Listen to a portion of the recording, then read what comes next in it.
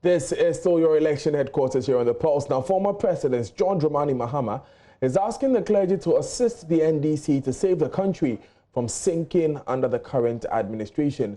He argues that the democratic gains achieved are being eroded, citing the bastardization and politicization of state institutions as evidence of tragedy befalling the country. The NDC flag bearer was speaking at a meeting with the clergy to introduce his running mate, Professor Nana Jane Opoku-Agyeman. Over 70% of our 30 million plus population is Christian.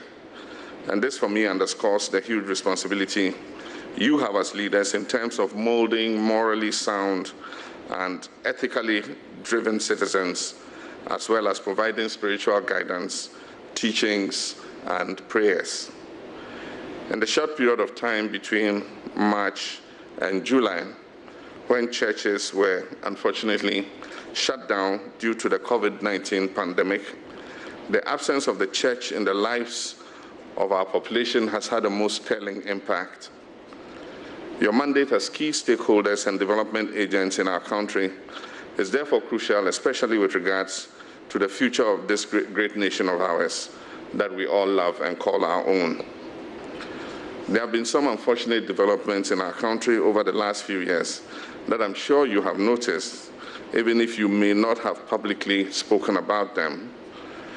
Without mincing words, I must state that we're in danger of losing our way, and today our country is at a crossroads in our democratic dispensation.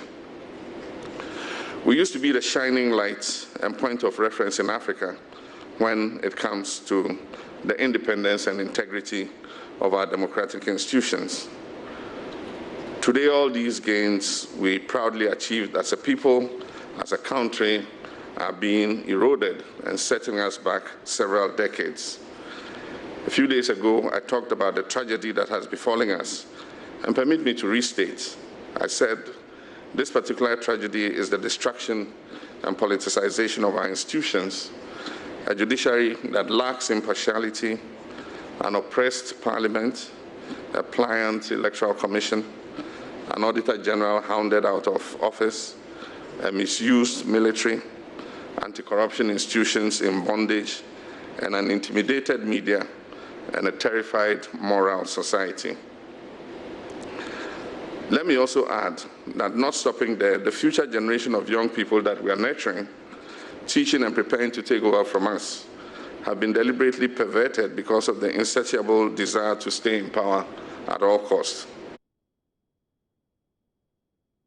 Now, he also criticized President Akufo-Addo after what he describes as his insatiable desire to stay in power at all costs. Mr. Mahama also pledged to run a clean campaign in spite of the attacks on him and his running mate.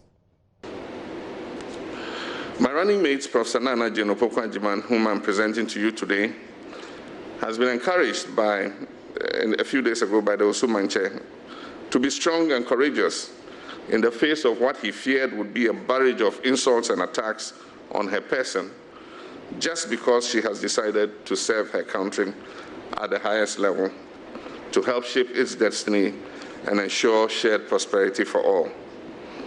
Indeed, these unprovoked attacks and insults and lies have already started, but I can assure you and all Ghanaians that Nana Jane and myself will never engage in insults and name-calling of our opponents in response. Our children are watching, listening, and copying what we do, and it's important that we continue to serve as good role models to them.